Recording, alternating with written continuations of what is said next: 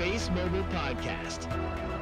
We just basically turn their phone and be seamless, regardless of where you are. We don't want the user even to know that it's connected by satellite. Listen, the opportunity that we have is very, very, very large.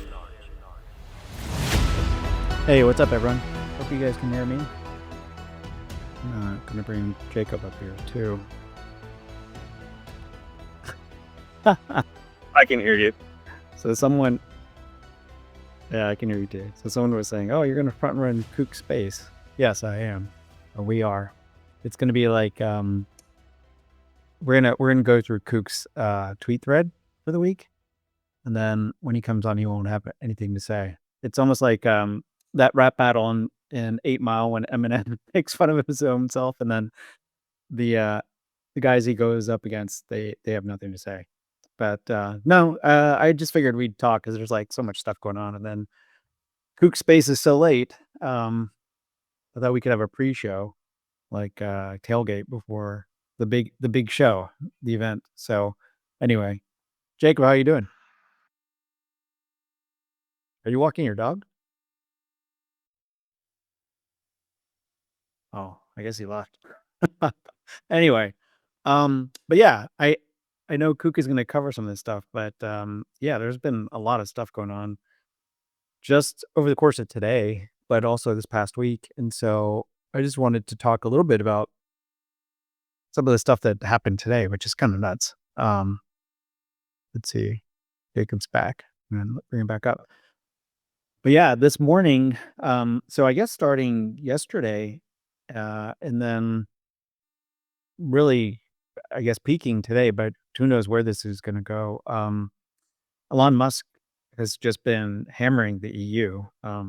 He's obviously upset about the fine that they levied on him, and I'm not going to get into the politics of it, but as probably most people have seen, this is a pretty bullish development for AST Space Mobile, and you could argue for Rocket Lab and basically any other space player that is not named SpaceX or within the SpaceX complex. But yeah, Elon, he speaks his mind. Good for him. He's a pretty political dude, and so he this morning was retweeting some content that basically likened the EU to Nazi Germany. And then, he's talking about abolishing the EU. And yeah, I mean, again, not going to the politics of it, but the key thing, the reason why people, that this has caught people's attention is that for those that don't know, ASD Space Mobile has this joint venture that they recently formed with Vodafone earlier this year. It's called SatCo JV. And the way that joint venture is structured is that it's controlled and primarily and has majority ownership by European entities, primarily Vodafone, and eventually once other European MNOs are brought on board, they're probably going to take some ownership stake in it as well. But AST Space Mobile is probably, my guess, will end up being a 49% economic owner, but then in terms of voting control, will be a minority. And so for all intents and purposes, that entity is European controlled, European owned. When the constellation goes over Europe, that entity will have sovereign control over the constellation. And so they'll have a kill switch, as they call it, and they'll have the ability to, beam down service, cut off service, run the data, all that stuff. But yeah, I think the key thing, and you're seeing, this reaction from AST Space Mobile folks, and Kook will talk more about this later, but this is almost kind of like the Trump tantrum between Trump and Elon. This is like 2.0 when obviously that relationship kind of soured, and then you saw AST Space Mobile and Rocket Lab rally significantly when that relationship kind of broke down. And as we say, I tweeted this before, but some of the stuff that Elon has been putting out there about the EU, like the genie's not out of the bottle. Like, you can't put that stuff back in, and what's been done is done and can't be undone. And so, why that's important is that EU regulators are going to, next year, there's going to be a ton of regulatory activity on what to do in terms of allocating MSS spectrum over Europe. And EchoStar has their renewal coming up. I forget exactly if it's like 15 by 15 megahertz or maybe it's 10 by 10, but yeah, they're going to go to regulators and say, hey, we're well positioned to um, serve Europe, and we're going to do that with Starlink. And so please give us a spectrum allocation back. And then I think the regulators are going to look at them and say, well, first of all, you've done nothing with it for the last, I forgot how long the concession was. I think it was like 18 years. You've done nothing with it. And now you're partnering with this company and this guy who basically says we shouldn't exist. So why should we give it to you? That's going to be a really tough hill to climb. And I think it's also important to note that that EchoStar, the transaction that they entered into with SpaceX, is actually just for U.S. spectrum. So I know, and it's been a little unclear when you hear like EchoStar talk about it and SpaceX, and it takes some digging through the spectrum purchase agreement, but that deal is only for U.S. spectrum. It's not for global spectrum. Now, obviously, and that's AWS-4, AWS-3, and parts of the H block. And so when SpaceX paid $19 billion for that first slug of spectrum, that's just for US. And then they paid another, what was it, 2 to 3 billion for some AWS-3. But SpaceX is actually in the same shoes as us. They actually need to go around the world, and by either wheeling and dealing with companies that already own spectrum, or perhaps entering into partnerships with them, or going to regulators and procuring spectrum, whether that includes some amount of money or commitments, or sometimes that's just free. There, it's going to be kind of a jump ball situation. It's a race, right, for all these parties to go get spectrum. That said, just to give you an idea of like what that could look like, Saudi Telecom, who entered into a 10-year MNO agreement, definitive agreement with us for $1.8 billion minimum, 175 million prepaid revenue, and there's minimum revenue commitments there. They actually already own, because they won this through an auction. They already own 60 megahertz of S-band spectrum. That's right. Yeah, S-band spectrum, and by the way, like L-band spectrum in Saudi Arabia is not even allocated.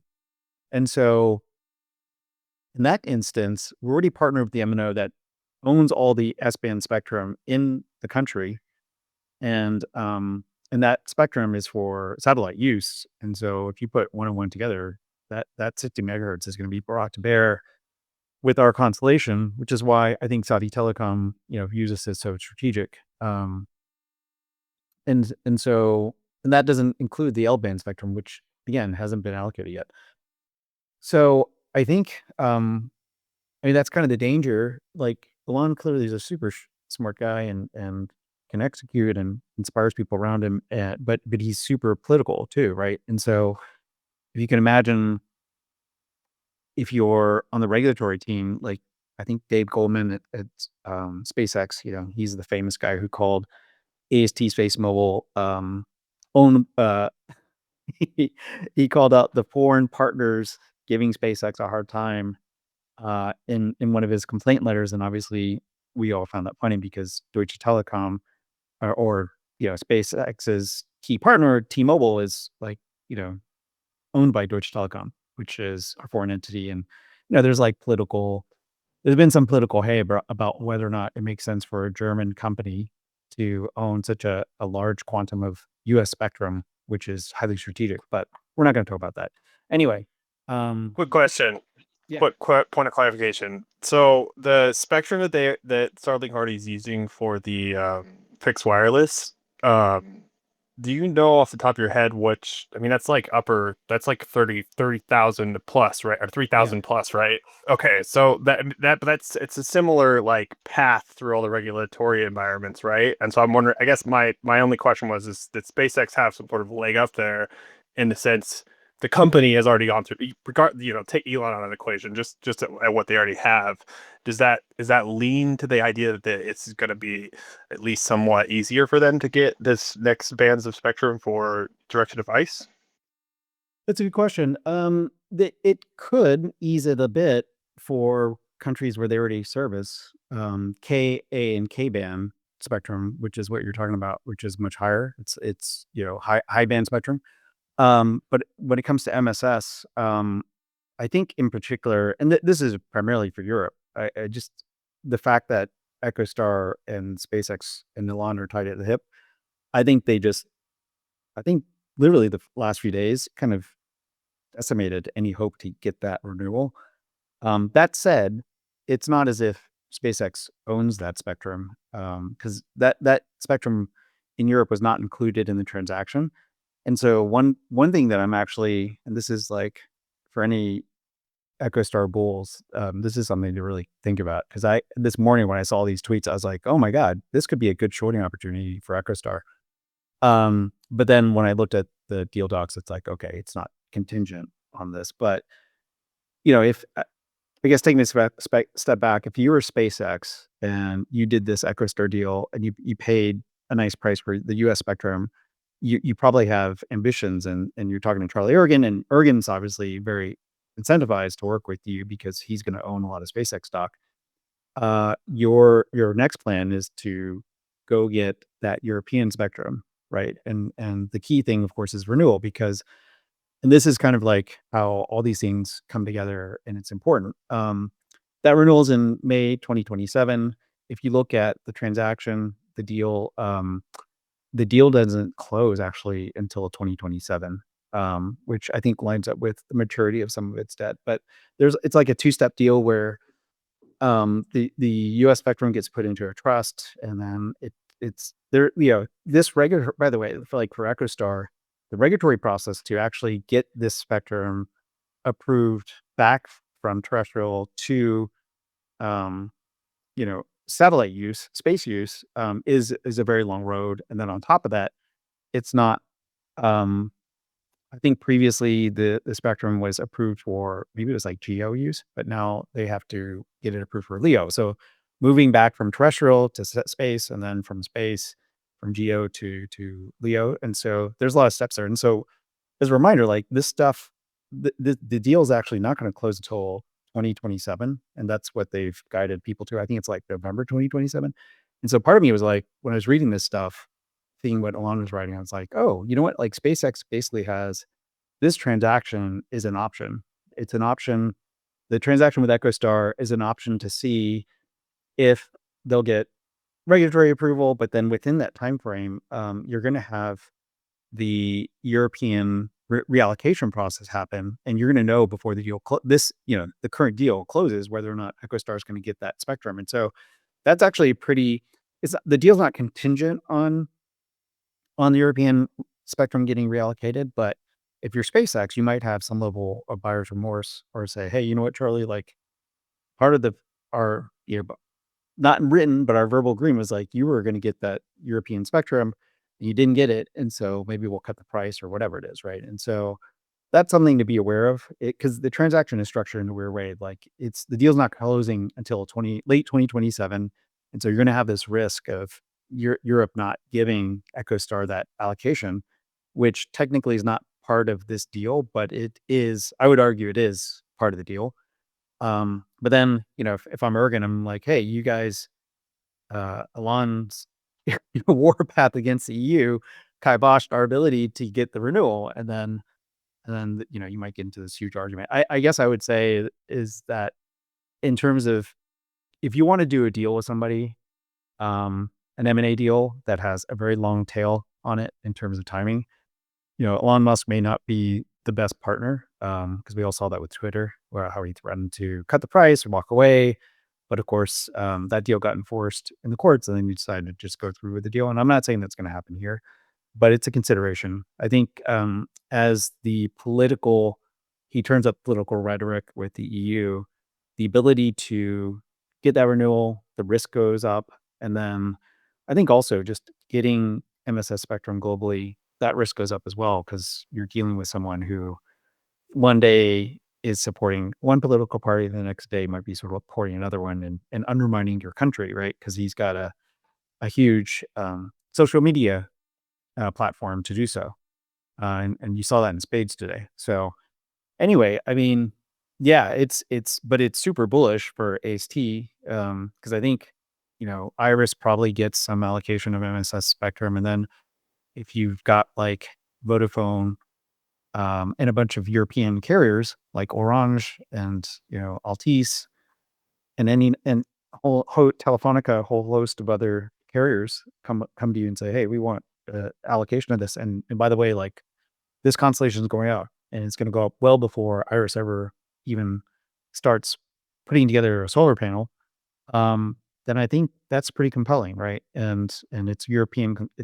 You're going to create SatCo JV is going to be a European champion, right? And it's going to be able to provide consumers with connectivity, and it's going to ensure, from a military point of view in defense, a communications capability, whether it's not just communications, but other non-communications capabilities that will, help the continent defend itself against Russia or whoever else. But on the flip side, there is that. I'm sure Europeans there'll be some concerns and about the fact that that this constellation will be shared with the U.S. and the company is, it's a U.S. company, but I think you can structure around that where at least you will have sovereign control when it's over Europe, and you'll you'll ring fence the technology such that it's not going to be you're not going to have these conflicts. But anyway, but yeah, that that's something to keep an eye out. And I don't know. It seems like the whole European versus Elon is like going to get worse. And so, in a perverse way, like that's better for us. And quite candidly, it's like for every space company, like if you're Rocket Lab or some of these other companies that are competing with SpaceX for business outside the US, that it just opens more daylight for you to go pursue contracts. Because I think the bigger controversy that Elon kind of musters up, like that's going to give governments and private industries, it's going to give them a second thought. But yeah, so Real quick, last thing on the yeah, spectrum. go ahead. I can't. I'm trying. I was trying to look it up while you were talking, but somebody early, maybe beginning of summer or something like that, or over the summer, talked about it was there's basically the EU regulators stated, or somebody expert in the field said there's no presumption of renewal. So especially Right. for something like EchoStar, who's had this spectrum license for what 10 years plus or whatever it's been, and then they haven't actually done anything with it. Like there was a I don't know. I almost feel like that's going to cause like them to be pissed off. Like, well, you've had this spectrum for however long, and now, and you didn't do anything with it. Why should we renew it or give it to you for renewal? I don't know. I wish I could find a reference, but I felt like it was probably you or somebody at AST that definitely like shared it this summer. Yeah, no, that's right. I mean, they haven't done anything with it. And so and then I think Viasat's the other player. They provide with some of the NSS spectrum they actually provide airlines with connectivity. But then, funny enough, Starlink has actually started taking all that business in Europe, and so I'm not even sure they can justify keeping their allocation. But I think there the EU had asked participants who were seeking spectrum, how would you divide it up? And I think it is going to be probably allocated to two or three players. But I'm almost it's almost guaranteed is my guess is that Iris will get a decent allocation. And then the key question is like, who else gets that? And I think, AST makes a very compelling case. And I'd be surprised. I mean, I don't know if they'll just completely lock out EchoStar, but I'd be surprised if they get a large allocation. And if they do, if I were the regulators, I would make it a requirement, obviously, that if EchoStar ever decided to lease that spectrum or to sell it, that you would have the ability to, basically effectively a poison pill, put a veto on it. And then if they weren't, if they're, you might have like some kind of build out requirements or usage requirements. And if they don't use it, then they lose it. And then, that gets allocated to somebody else. But yeah, 2026 in particular for that situation is going to be pretty damn interesting. And then, yeah, and then I guess, Jacob, we can talk about like AI data centers, which is like the soup du jour. It's like, Yeah. That I'm like, oh, we're gonna have a spectrum conversation. I was like, I'll try. yeah, yeah, no, the AI data centers. It's kind of funny because, I think I mentioned this before, but it's like one of these when you look at like what StarCloud proposed, and I know, and what's great, by the way, everyone should go back and I think it's like 3 weeks ago that Jacob hosted StarCloud CEO. And so that was a pretty informative space. It was unfortunately one that I missed because I was at my son's soccer practice, but it's definitely worth going back and listening to. But I think one of the key things that the CEO talked about or a key problem is dissipating heat and figuring out radiator solutions. And so that, but then, as I was brushing my teeth, getting ready to do this space, it must have been brutal for this guy because we all faced it back in, what was it, September 2022, when it's like, hey, we're leading, we're doing this thing, and then Elon comes out and says, I want to do it too, and then he just drops the hammer, which on the one hand, it's great because the StarCloud CEO, it's like he's gotten a ton of attention and followers, and everyone's like, oh my God, this is real. Just like me, when I saw the YouTube video of the architecture he's putting up, and I was like, holy shit, that's like got Kessler syndrome written all over it. But then because Elon Musk is talking about it, and people are now doing work, and then they're realizing, oh, Google's been talking about this, and everybody, there's been this like discussion already, and I'm not saying Elon's like late to the game, but he's validated it by acknowledging like, hey, SpaceX is going to do it, and of course, like it's perfect timing, right? Like the company is having a tender and they're going to buy back stock they and then outside investors are going to buy stock from insiders, and that's going to happen at an $800 billion valuation. It's not as if, the timing of the whole idea of discussing data centers is perfect because it gets people going, like they say. And in what was that movie, Blazes Steel? You say something provocative to get people going, and that's AI data centers. I think it's kind of silly in the beginning when you start talking about it, but then when you go through the numbers and you think about the limited resources here on Earth and how much stuff how much energy and cooling, like water and things like that, it's going to take here, and the fact that, if everyone's looking at their heating bill recently, and it's like, oh, my electricity is like gapping up and going straight, it's going vertical, it's not sustainable. And so at some point, and who knows, like this AI bubble, it's probably a bubble to a degree, and you're going to have like some pullback, but it's this inexorable rise. Like that's going to continue, whether, it pulls back and then keeps going up, or a year from now it does that. But it seems like that's going to be the trend. And so I think like, I think putting, so it's kind of, I think it's important to kind of, separate two things, right? Like it's not as if data centers on Earth are going to be completely replaced with data centers in space. But I think for particular applications, at least in the beginning, and we'll see where things go. But, um, we talked about this in one of the chats, I think with Jacob, where, you know, if you're going to put up Golden Dome, you're going to need AI processing out in space, and that's going to have to be fully independent and cut off from Earth, right? Like if you want this Golden Dome to be smart enough to like stop threats, it cannot be dependent on anything down on Earth, right? Because those things on Earth, like if you need someone to make decisions, or you have a data center on Earth that's going to enable, like it's got AI processors and it's going to enable a response. What if that data center's gone? Like, you cannot rely on any ground infrastructure to be successful, right? For it to be resilient, because in a conflict, if your adversary has already lit up a few of your cities and the data centers are there, or they in a smart way, they target data centers on Earth, maybe population centers aren't the targets anymore. It's going to be infrastructure, right?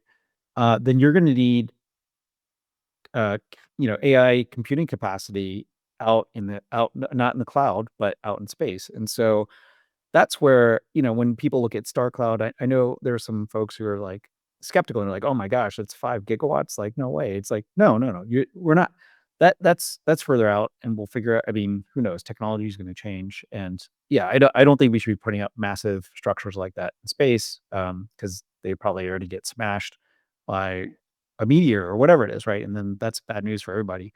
But you are going to need distributed computing out up in space, and you might need, I joked about like a data bird, right? But imagine like an AST Space Mobile Bluebird, but you take out all the antenna elements, you replace the ASICs or FPGAs that are focused on signal processing, beamforming, and doing all those calculations. You replace those with GPUs or TPUs. But you have got, Elon Musk today, he said, hey, the way this would work is you might need a satellite that has 100 kilowatts of power. Well, yeah, a Bluebird Block 2 has 100 to 120 kilowatts of power. Now, and you don't have to orbit it at the same inclination that we've been talking about. You could actually do it in a sun synchronous orbit, or who knows, right? There's various ways to send those birds up and have them, focus on the sun completely, or maybe they're in and out. But I think the key thing though is that the key thing is that you will need computing capacity out there. I know some folks have asked, well, these bluebirds, like, do they have optical inter-satellite links? Because I don't remember seeing that. Yeah, actually, Block One does, and that was part of the testing regime that was required by some of these defense awards. And my guess is FM1 and FM2 have them, and my guess is going forward, all of them are going to have them. But I think having inter-satellite links, as I mentioned before, like you take out the antennas and you take out anything related to, direct to device, direct to cell communications. You keep the QV feeder links that will be able to communicate with the Earth. And by the way, like, I think the Star Cloud CEO is saying, well, we're not going to communicate with the Earth because we don't want to deal with spectrum licenses and having to go through all that technological, the hoops to get there. It's like, well, these repurposed bluebirds already have the high throughput data links down to Earth. And so yeah, I think you could. I mean, you have the building blocks, right? And there would have to be design changes, but I don't think the design changes are that Herculean. And so, you add battery. I mean, there's already batteries, but perhaps you add more batteries. I talked about this idea of not having storage on the satellites and just keeping storage on Earth, but if at least the in the Golden Dome type application, you actually want a decent amount of onboard storage, because again, perhaps the things that you're relying on down on Earth might be gone in a conflict, and so these things need to be fully self, self-reliant and autonomous.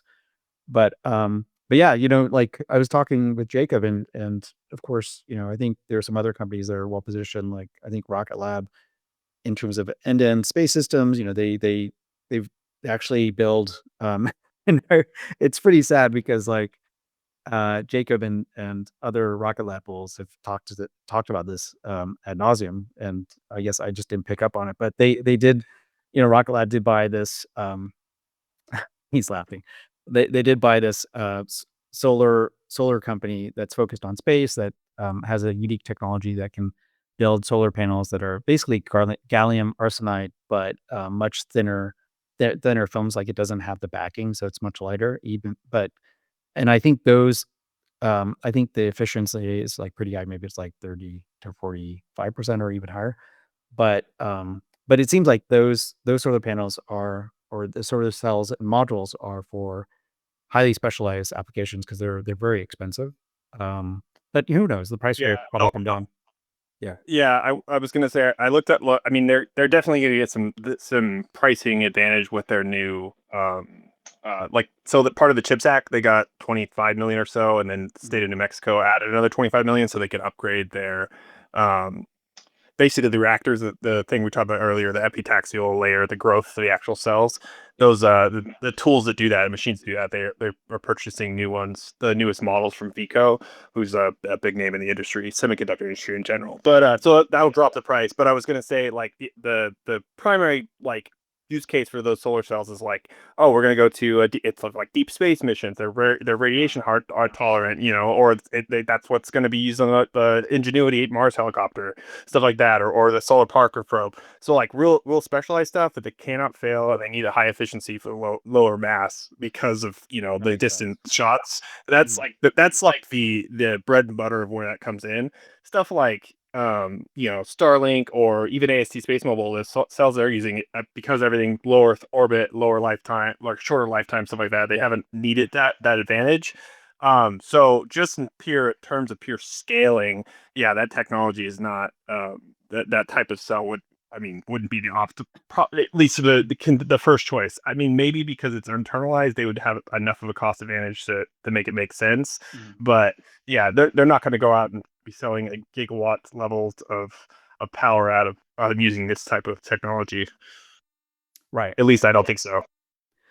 Yeah, that makes sense. I mean, it's a very specialized and really expensive technology, and so sending that to, like, I was I was reading this guide. Uh, of course, I got sucked into the Twitter hole over the course of the day, even though I had all these other things to do. But I was reading this guy's post who was saying, like, there's no one's going to be able to survive on Mars because there's so much radiation, and it's like, even if you build structures to live in, they're going to be, out of metal, heavy metal. Like, eventually, they're going to become radiated, and then people are like, well, you just, like, Elon Musk can just use Boring Company, and we're going to live in caves in Mars and get around it. But I could see, like, how having having a vehicle on Mars with solar, you're going to need, obviously, something more resistant and efficient, but resistant to radiation and can survive really harsh environments, which is what Rocket Lab has, right? Versus the silicon that, so for those that don't know, like, AST Space Mobile and Starlink use basically consumer, like, silicon grade or silicon based solar cells and modules, and then the companies themselves actually harden those, and so you use some types of resins, and then also maybe like a glass that can block radiation, and you put that over it, and that's good enough for low Earth orbit. But then, as Jacob mentioned, like, as you get out to higher orbits, and then of course in deep space, that stuff's not going to fly, especially if it's like mission critical. Because for Starlink or AST Space Mobile, like, if you have parts of the solar panels, like, that fail, that's okay. Or the entire satellite bricks, then, I mean, it's not great, but that's okay. But then if you're sending one or two satellites on a mission to Mars, like, nothing can fail. So, but yeah, I mean, Jacob, like, what's your thought about, I guess, Rocket Lab and how it's positioned for potential data centers in space?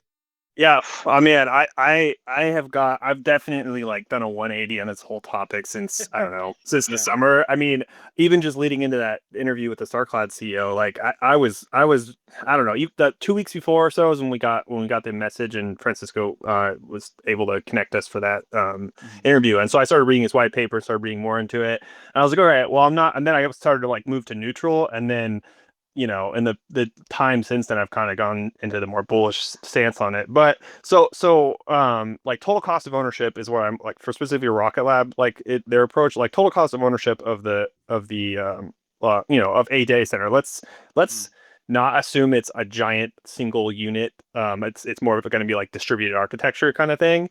Yeah. Then it's like, they can build the buses. They already have the tech there. They, all the reaction wheels, star tire, everything that goes in a normal satellite, they already produce in house.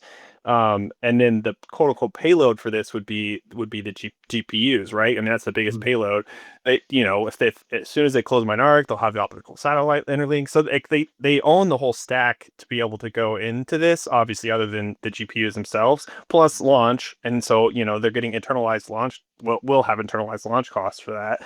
I mean, to me, if it is actually a real revenue generating, like, good business model, and that'll kind of get proved out over the next couple of years, I feel like they're well positioned to take advantage of it.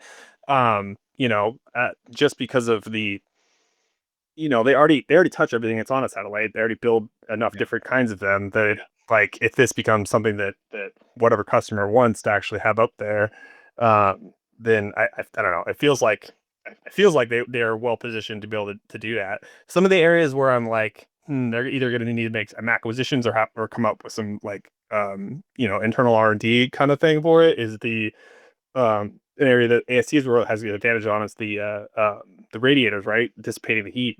Uh, sorry, I'm bringing up, but you brought up uh, uh, one of the patents they have around, basically each of the microns has their own, it dissipates the heat locally at each micron. And so, instead of having, like, a rack of GPUs and then having to kind of, use some liquid cooling loop through the whole thing, you could have the rack of GPUs, or quote unquote, distributed out over the entire satellite. Which, I don't know, that, I mean, that, at least on the surface, seems like basically, instead of, it's like you're distributing the architecture onto the satellite, and the same idea of distributing the entire AI data center over several satellites. I don't know, I like the idea of that. So, I don't know, at least if it works, if it's a good business model, I mean, and it's like something that could be really revenue generating. I mean, Rocket Lab seems really well positioned for this. They're the full vertical integration there. AST Space Mobile, same thing. The only piece that that Rocket Lab would have over that would be the launch in house. So, I mean, yeah, I guess it's still the use cases. So the thing that the StarCloud CEO said that the initial cases would be for things like, the data that's already created on orbit, processing that data on orbit, and then passing down the actual results, so that, the inference of that stuff. So that's all the Earth observation groups, because right now, like, Planet Labs, they basically go inactive over the oceans, or all that imaging processes is lost, and or something like that. And so there's tons of data that's up there that, for a while now, RF is not good enough to send all that data down. It's too much. You need, so that's why the whole, Oh, I see. passing it around on orbit with optical interlinks, which has much higher data rates, then you could process the information up there and send down a result, kind of thing.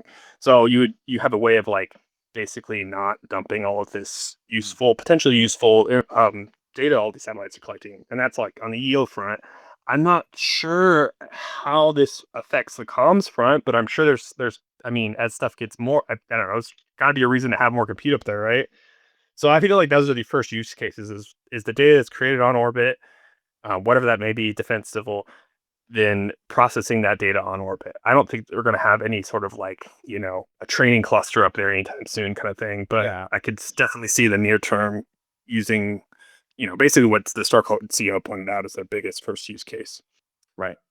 Yeah, it seems like this is really there's going to be some initial use cases, and it's probably going to be related to, like you said, where if you have data intensive applications and you need AI to, if it's Earth observation to make sense of everything, and you have all these satellites that are constantly ingesting information, imaging, especially in video, to draw some insights, like, it probably makes sense to do that in space versus beam down certain things, that are limited, because you can't, like you were saying, you can't beam down that much data. And so I think, like, going back to the Golden Dome example, you're going to need space-based processing, to make, AI to make those types of decisions. And so I think, and perhaps, like, if it's the military, you're going to need some level of redundancy, command and control out in space, versus if something gets, wiped out here on Earth. And so, but wholesale, replacement of data centers, that seems like it's going to be quite a few years away.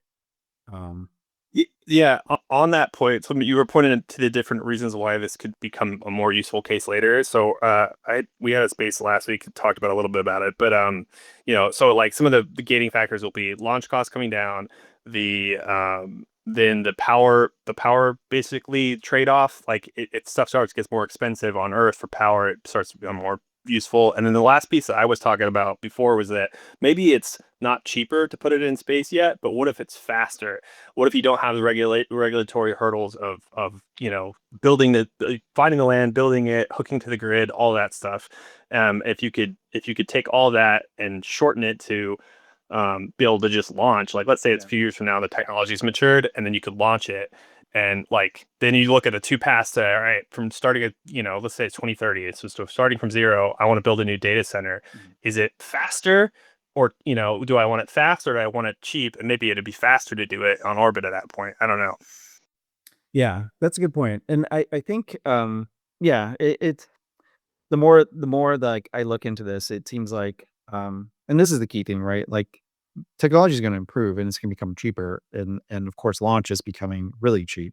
Um and so it's probably y- we're going to be entering the next few years where all these companies are going to start partnering with space companies, and there's only a few that actually. I mean, you could go work at the prime, like a Boeing or one of the other Lockheed Martin, but then we all know how efficient those companies are in terms of cost and speed versus working with some of these new space companies, which as I mentioned in the space before, like um, it's not just it's not going to be just Google or Amazon or Microsoft.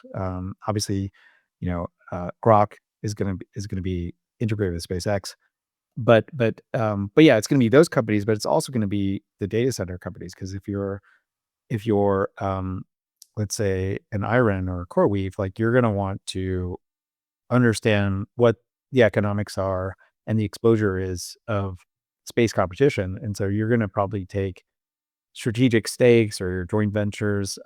We saw this with American Tower when AT Space Mobile was first put together, and perhaps like a few years after development. American Tower took a strategic stake and got a board seat because they were like, oh, this company, if they're successful in what they're doing, put a big, they're going to put a big hint, they're going to stop our growth in certain areas because people are going to then start making the cost benefit decision of whether or not a terrestrial tower makes sense or whether or not in a less populated area it makes more sense to just have a satellite cover that. And that's not really the tower company's decision. It's actually an MNO's decision. Like, do they actually want to pay to build a tower, or do they want to have something covered by satellite, and if that's good enough. So as this narrative kind of builds, and this is why I wanted to talk about it, and I know Coop will talk about it even more because we've discussed it over the last few days. But this is kind of this is a whole like NVIDIA narrative, right? Like NVIDIA was like a graphics uh, card accelerator company. You bought the card, put it in your PC so you could play Quake or Doom or Call of Duty, Counter Strike, and that was it. But then as we started moving over to AI, it's like, oh, these GPUs are um, optimized and the best processors to do training and inference and all that stuff, right? And so then the company's narrative changed where this is kind of like for AST Space Mobile or just space applications in general.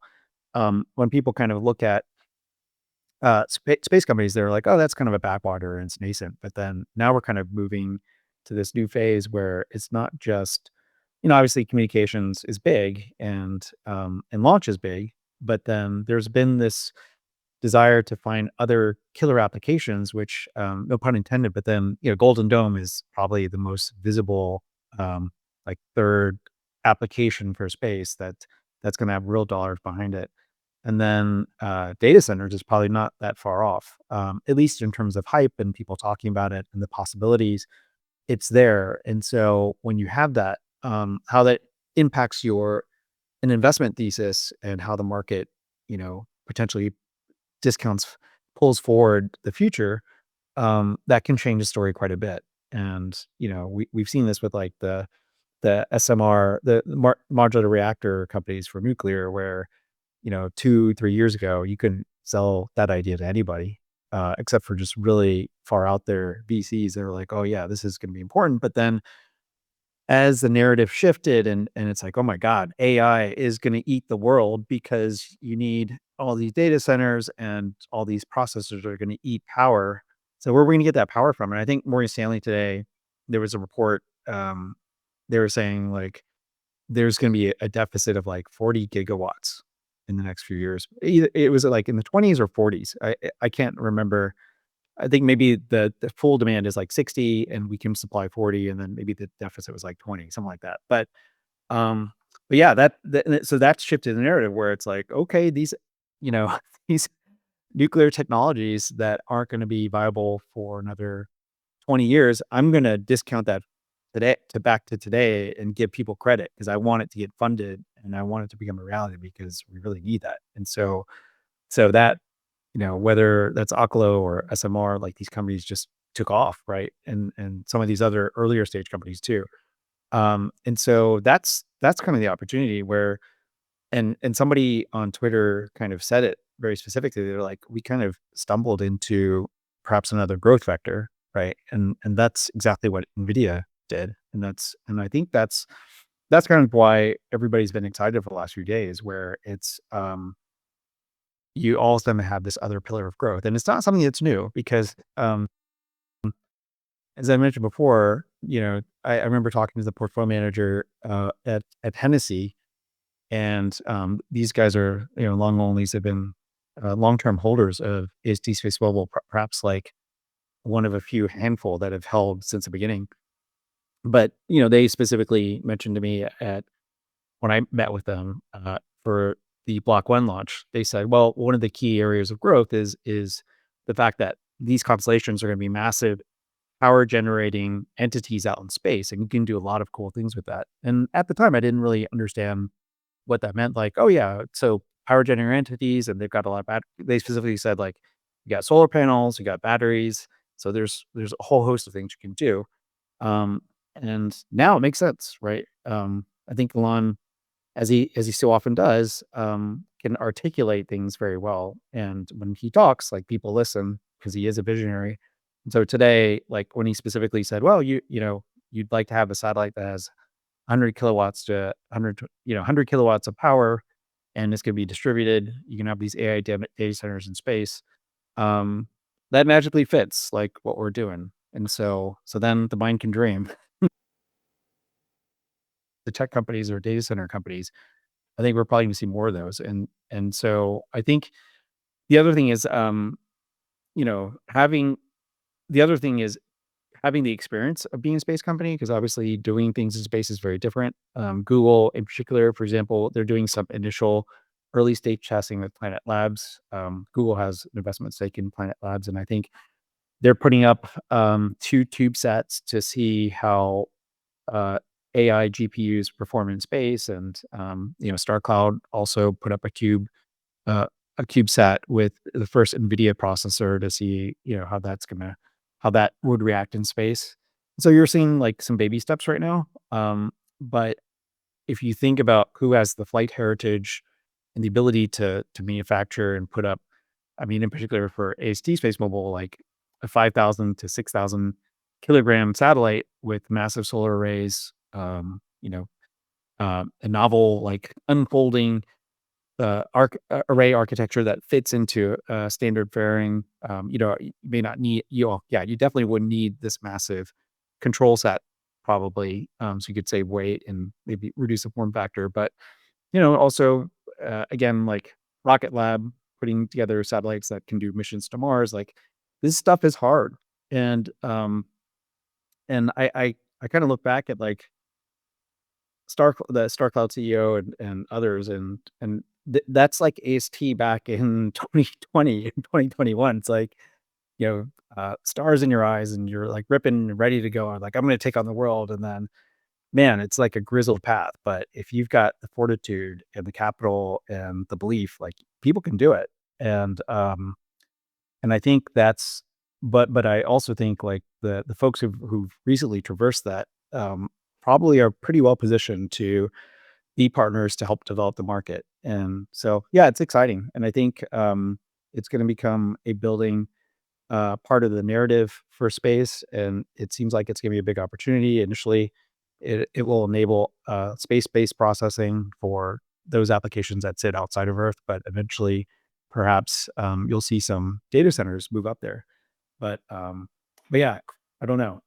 Do you have anything else? So yeah, I was just gonna put it in there. So two things. One is that like I guess even the more bullish thing that I could see is just like with comms and everything else is when Elon gets involved, he wants the whole stack, and so it doesn't allow for partnerships. And then if he's going to be doing this primarily for his technology, his whole portfolio of companies, XAI stuff like that, suddenly like it's going to be a rush to these other hyperscalers or other big names in that they're going to want this or need this, or you're going to be looking for that a non SpaceX partner. So yeah, I mean that's just I guess a bullish sweetener. But then the other thing I wanted to say is maybe to throw some cold water just to give the bear idea is that so the two TPUs, the two sats that the Google TPUs are going on are, I think this is the new OwlSat for Planet Labs.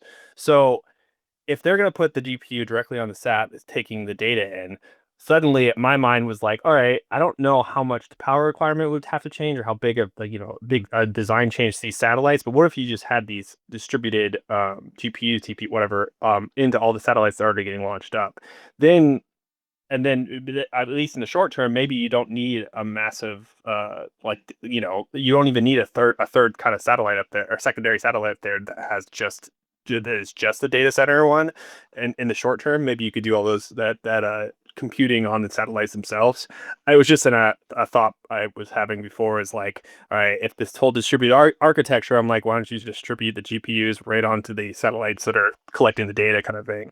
I haven't looked into that. Just as a cautionary note on that.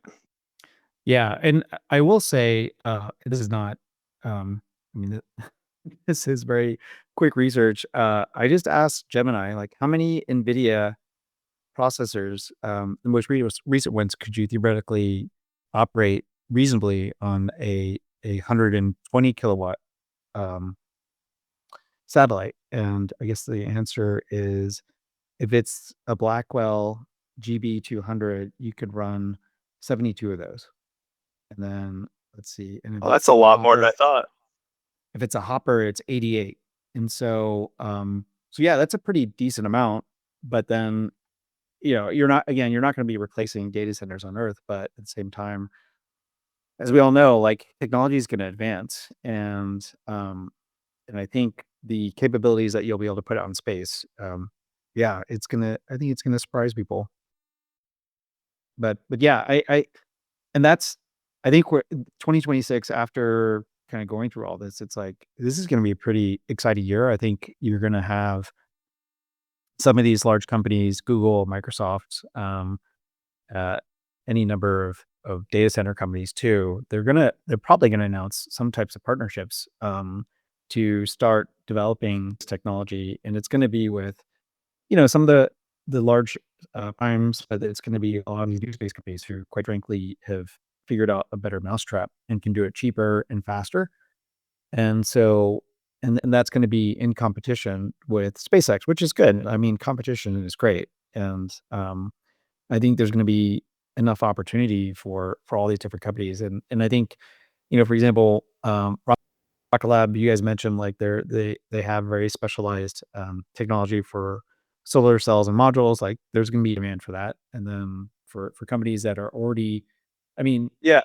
So yeah, for the solar cell thing earlier, we were talking about that. Like the other port is they produce all the paneling and stuff as well, all of that. So even if they ended up saying like, all right, it's not cost effective to use these high end solar cells. I mean, they just buy that off the market that everybody else is buying off of it, right? And using these if it's a Leo kind of thing. I don't know. Just in general, Rocket Lab guys are really excited because we've been like beating our like hitting the wall trying to figure out what is this magic space application potentially that they could be doing, right? I mean, there's been so much, it's been years of like, well, what are you going to do? And the company's been really coy, but man, so much of that what they've bought lines up Yeah. with this potentially. Like, so it, I don't know. We just for on our end, it's exciting because I feel like we've been without a home for what our eventual application is going to be. Like, everybody's been beating their head against the wall. So if this is really ends up really being something, it kind of lines up more with the Yeah. timeline that Peter's been talking about, where I kind of been putting like 2028 plus kind of lens on it for the application layer. So I don't know. That's why I got overly excited about this personally. But I mean, but it is exciting for the industry because we've all been looking for what's the next big thing. Is it going to be on orbit manufacturing, asteroid mining, or something else like something. What is the next thing? So if it is AI, if it's infrastructure, AI data center kind of thing, that's exciting. I don't know. I got a message from Kook, that our producer, Kook. He told me he's starting at 8:35. So Oh, we're gonna. all right. I'll shut up. No, it's okay. No, this has been good. It's good to have somebody else speaking versus just me rambling. So it's good. But yeah, I think Tuesday we're gonna have our weekly space, and by then I'm sure there's gonna be even more news that will come out. But yeah, what an exciting time. I think it's kind of funny because I think for anybody who's invested in space, we probably were the laughing stock for 2022, 2023, 2024. But then all of a sudden it's like, hey, this is the place to be invested in. And it's like everything is coming to a head, which is great. But anyway, I'm gonna cut it there. This was the early show, and we're gonna transition to the Kook show, Sunday Night Live. So thanks everyone for joining. He's gonna run that space in about 3 minutes. So I'll see you guys there. Take care. That was good. Thanks, man. Yep. Take care, Jacob. Thanks for listening to the AST Space Mobile podcast. If you enjoyed this episode and you'd like to help support the podcast, please share it with others, post about it on social media, or leave a rating and review. To catch all the latest news about AST Space Mobile, make sure to subscribe. Thanks again, and I'll see you next time. We're doing something very, very big. And I think with this technology, we can really affect billion lives. AST Space Mobile is the only company that has proven technology to deliver cellular broadband connectivity directly from space to the everyday smartphone. People will just basically turn their phone and be seamless, regardless of where you are. We don't want the user even to know that it's connected by satellite. Our role is to bring this into reality, always in partnership with the MNOs.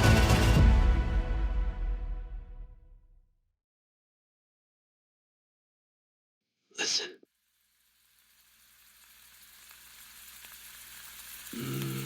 Waffles.